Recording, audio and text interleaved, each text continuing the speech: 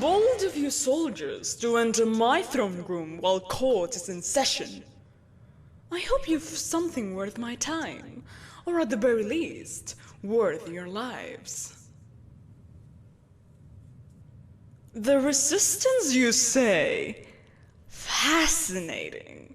And their leader? What of the leader? Splendid! Bring him forward. Well, the little hero brought to me at last. What is this? What is this? Why is he bruised? I gave express orders that he was to be unharmed. Unharmed. Does this look uninjured to you? I don't care if he fought back. I don't care if he slaughtered your entire regiment. You were to bring him to me without hurting him. You know what? No, you are not wasting my time right now. Guards, arrest them. Then the rest of the company and the commanding officer they served under, I'll torture them all to death later. The court is dismissed. I said dismissed.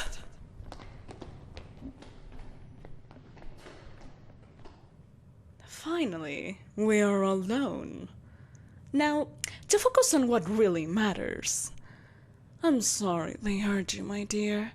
I assure you it was not my intention. No. Capturing you was my intention. Coming face to face with you, with the leader of the only resistance movement in recent memory. That was my intention.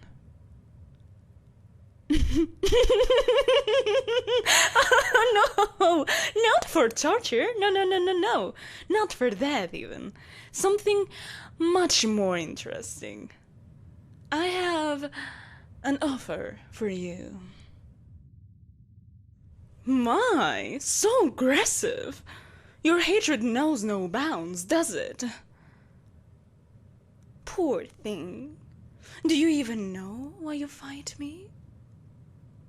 Yes, of course you know why, but not why. Understand? I thought you might not. Think about it.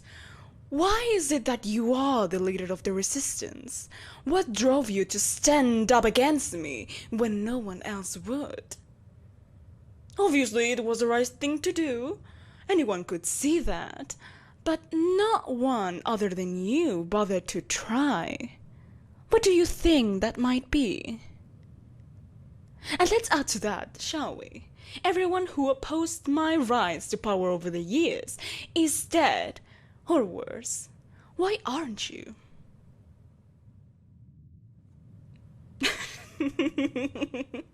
No. I could have crushed your little group any time I wished. This was simply the first opportunity I had to capture you alive and unharmed. Or so it was supposed to be. Yes, I wanted you alive. If I hadn't, you'd be dead. Had you yet thought to ask why? When it would be so much easier to just do away with you. Let's answer those questions together. To do that, we need to tell a little story. The story of a young conqueror. Long before she achieved limitless power, when she was still barely a warlord. Bear with me for a moment. It would all make sense. So, a young conqueror, fresh off the high of great victories, but with ambitions for so much more. Somehow. And that is a tale we don't have time to tell, unfortunately. She came upon a magic spell. The kind of magic the world dreams about. Magic for which kings would beggar their nations. Mother will sell their children into slavery. Brothers stab each other into the back. A spell that would grant eternal life. Oh, forgive me the melodrama. I've been waiting hundreds of years to tell this tale. Regardless, yes, a spell to keep a single being eternally young and healthy forever. The only problem was, even for a ruthless warlord, the cost in blood was appalling. But she knew that if she ever wanted to realize those ambitions of hers, she couldn't be held back by little things like morals and ethics. The only course forward was clear. She had to remove everything standing in her way, even if that something was part of her. I see that expression. Yes, it sounds so unthinkable, doesn't it? But of course it would. To you. To her, excising kindness, compassion, mercy, sorrow, love, everything that makes up a soul, it was simply the only solution. No, not her humanity. Humanity isn't some abstract collection of pitiful emotions. Humanity is spirit, drive, the willingness to push through all obstacles, to stand up against forces that cannot be overcome, to keep fighting no matter how hard the struggle. She never gave up that. We shall have to agree to disagree, my dear, but she believed as I do, and she removed her very soul to make herself a better conqueror, no longer limited by the restraints of mere humans. She placed it in a vessel for safekeeping, and then underwent the ritual, gaining eternal youth without the heat of consequences that had troubled her shortly before. And after that, she stepped back and began to think. About the future, of course. What else for someone with nothing but a future before her?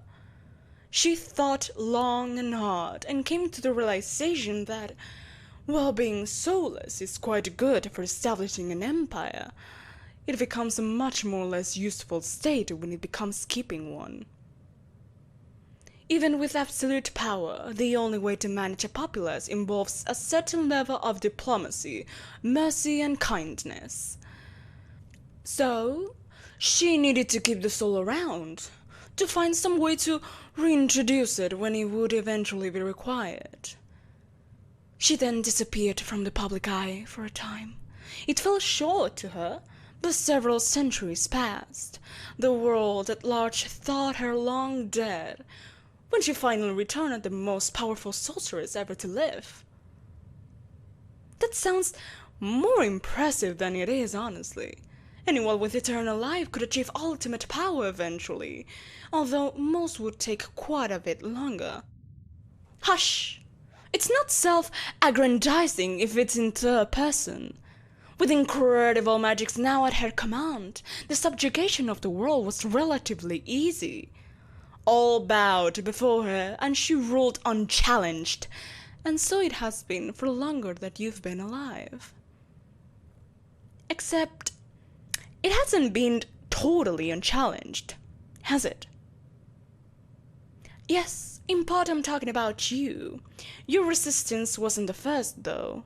Before you were born, the remnants of several of the intelligence organizations of the great powers I toppled joined forces against me.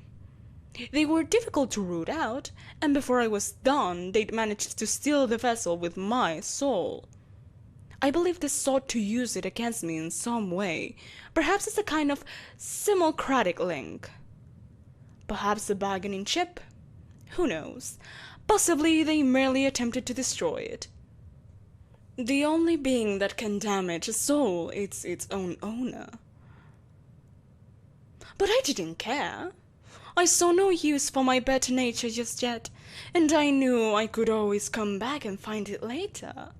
I foresaw no possible way they could use it against me, but as I am sure you've guessed by now, I was wrong. You're piecing it together, I can see, but please, I've waited a long time for this. Allow me the honor. They had no possible way to damage the soul and no way to attack me directly with it.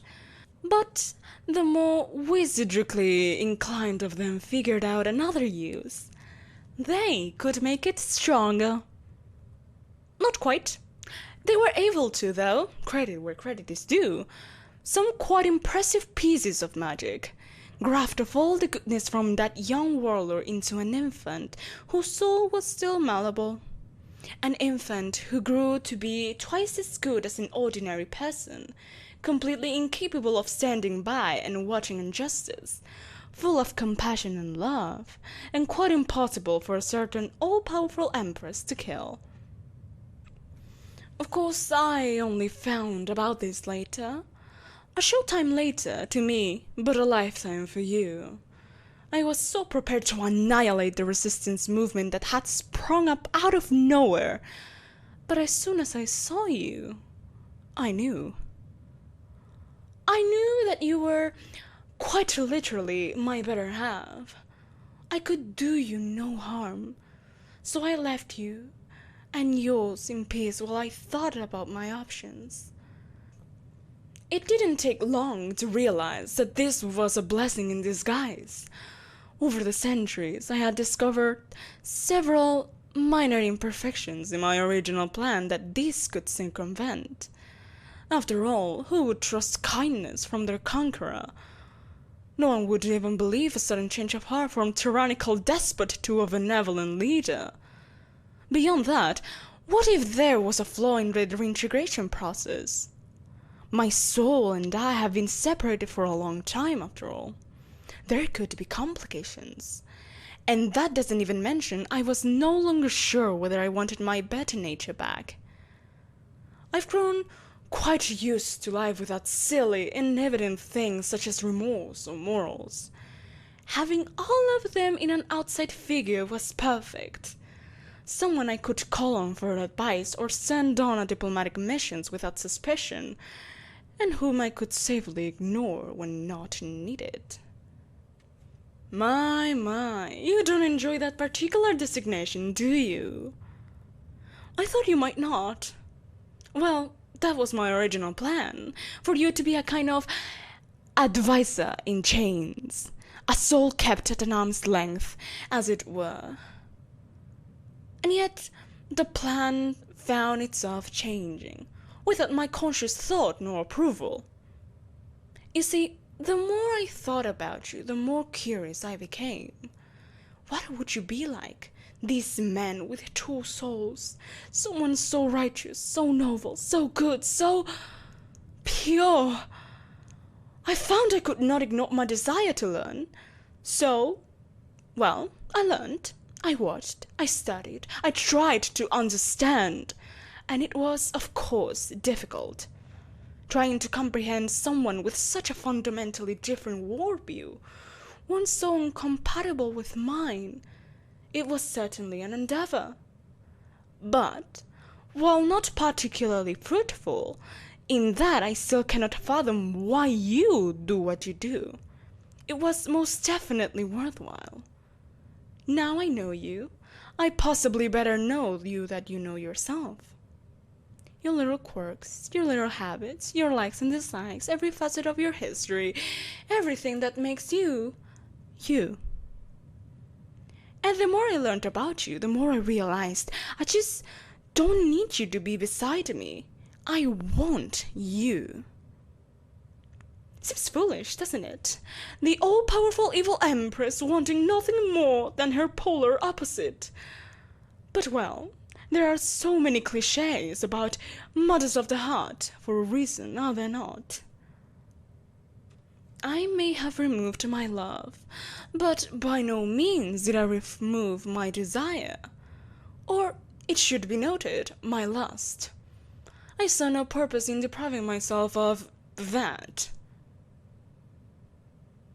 Yes, of course, I mentioned an offer. Well, I said an offer. I don't see that you are at much liberty to refuse. I suppose you could, of course, but then things would go poorly for quite a lot of people. You will marry me and serve me as my emperor, my chief diplomat, and my most trusted advisor. Through you, I will attempt to learn how to rule with the requisite amount of care, so my people will never find the will to rise against me.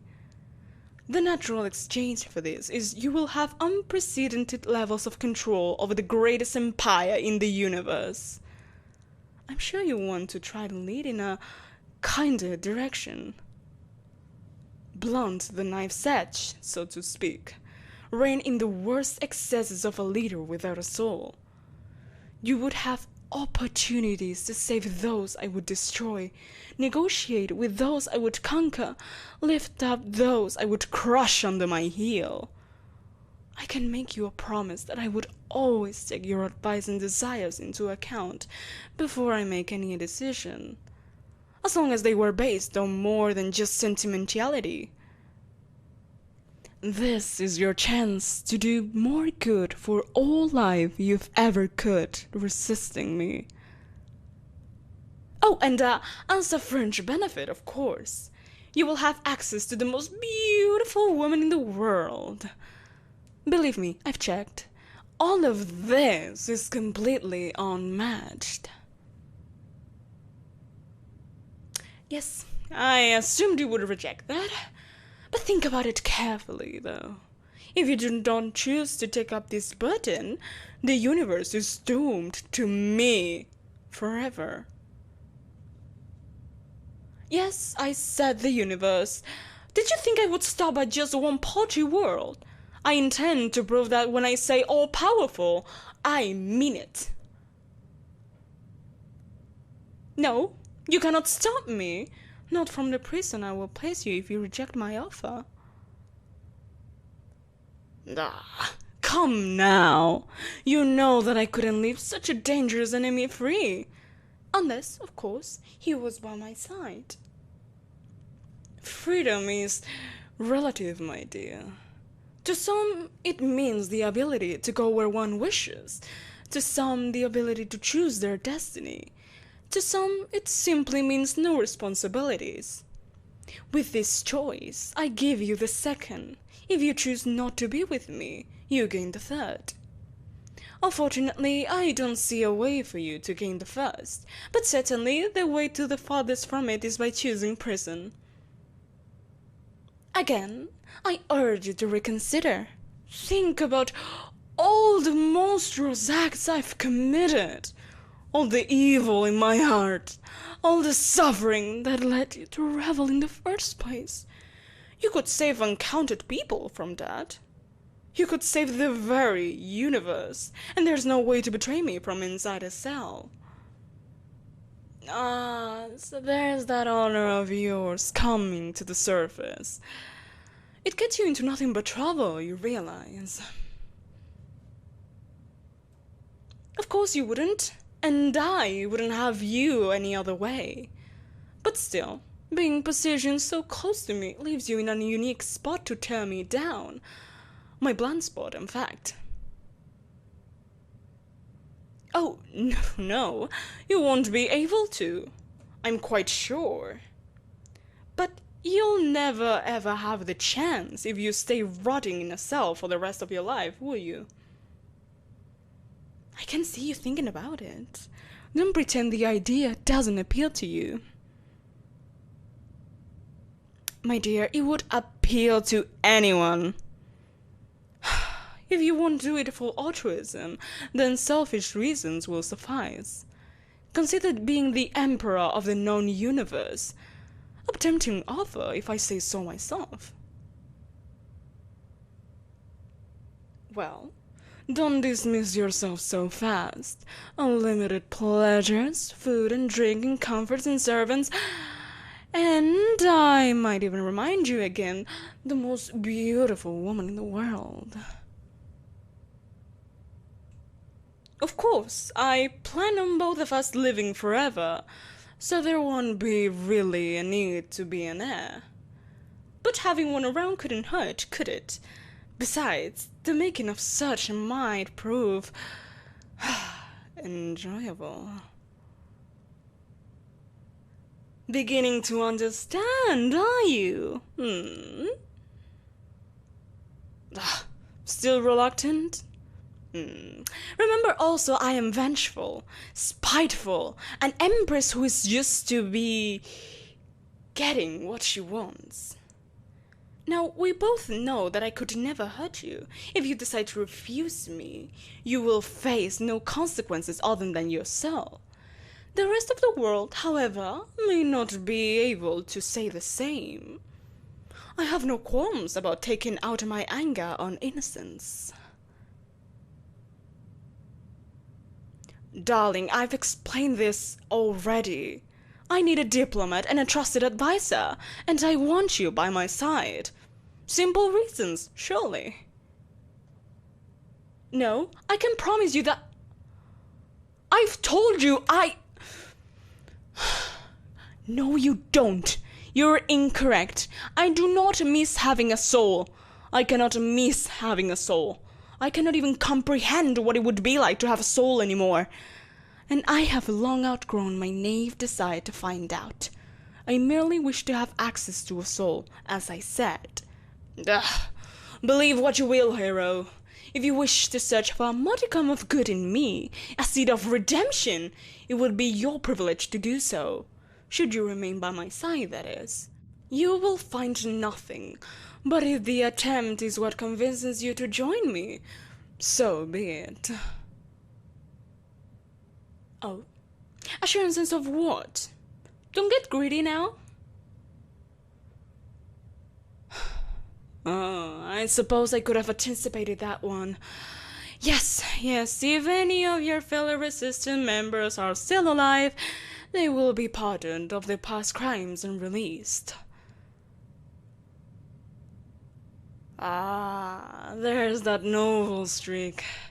No, hero, my orders must be obeyed. More than that, you were not supposed to come to harm.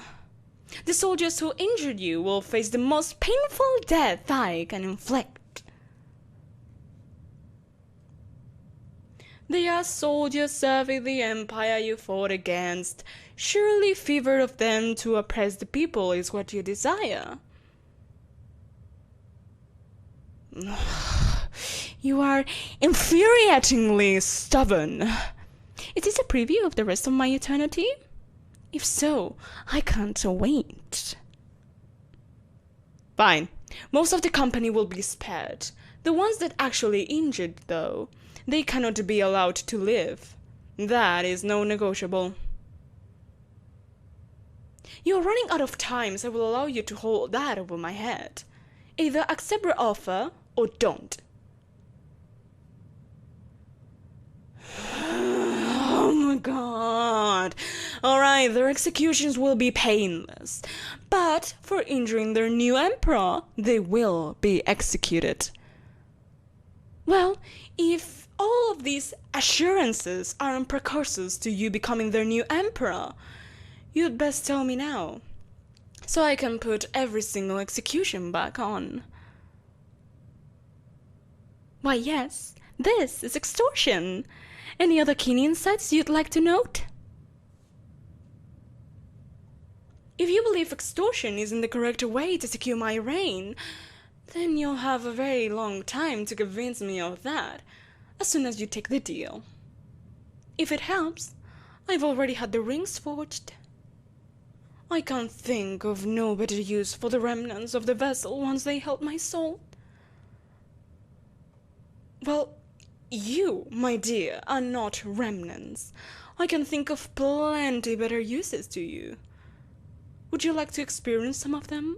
Because you won't be able to, from inside of a prison cell. You've been considering and debating for a long time now. I'm beginning to grow a bit impatient, if you'd like. I could always lock you up for the next few years. Come back when you are somewhat less reluctant. Whatever you decide, you will make your decision now. You have until the count of 10, or I will decide for you. 10, 9, 8, 7,